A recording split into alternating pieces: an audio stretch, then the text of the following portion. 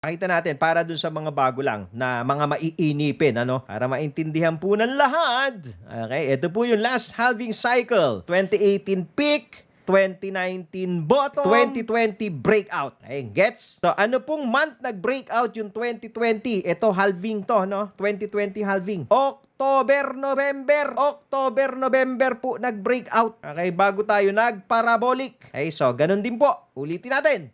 Fast forward, 2021 peak, 2022 bottom. Wala pa tayong breakout. Wala pa tayong breakout.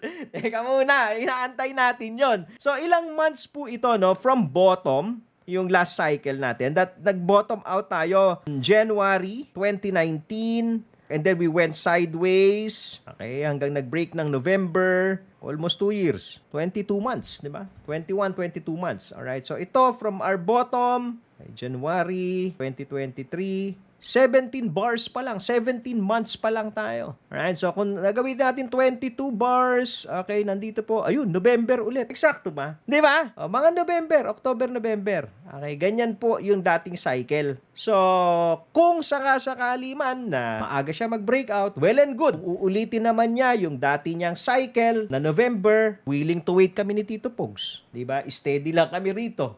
Di ba? Tagalan pa niya kung gusto niya. I-dip pa niya kung gusto niya. Di ba? We have waited long enough for this. So ngayon, again, kung hindi mo naiintindihan yung cycle, pwede ka nang bumaba ngayon. Kung hindi mo nagigets, maiinip ka talaga. Okay? Kaya po may tambayan. Kaya ginagawa natin to everyday para di kayo mainip.